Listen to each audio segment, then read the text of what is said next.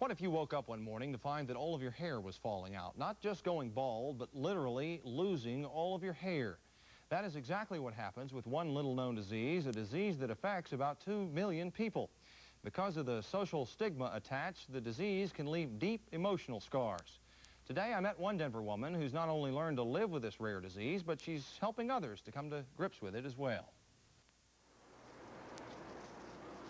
Alopecia areata. Most of us have never heard of this complex-sounding medical term for a disease in which the body essentially becomes allergic to its own hair.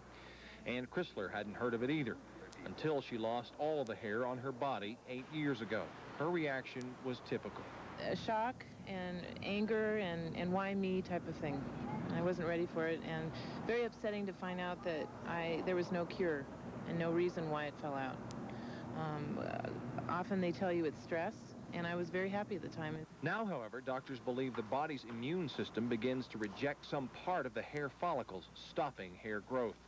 Ann suffers from the most chronic of 3 forms of the disease, which include spotty balding, loss of all scalp hair, and total loss of hair on the body. About 2 years after I was diagnosed, I started getting very involved with the support group in San Francisco, which is where the foundation is based, and that helped me a lot to meet other people.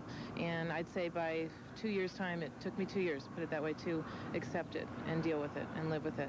Dermatologists say the best thing they can do for most patients is simply provide reassurance. Because of the poor prognosis and the difficulty in treating these patients, most treatments are not very effective. There are a handful of them that are tried. Sometimes it will help with these patients, but about 30% will not have hair regrowth. It usually strikes people 20 and under, and 1 in 5 victims have another family member with the disease. It affects about 2 million Americans. A variety of treatments are tried for limited periods, and because of dangerous side effects, are usually stopped if success is not quickly apparent. In Ann's case, treatment showed no promise of success.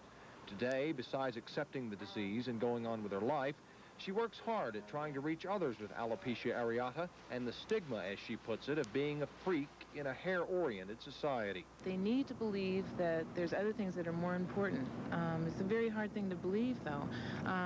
You tell them to get on with their life, to not stay at home and hide themselves. I think she's as beautiful today as she ever was, and I think that's important, but I also think it's just time. There's no cure for it, but people that are just starting to go through it don't believe that in another year or two they're going to feel great about it again.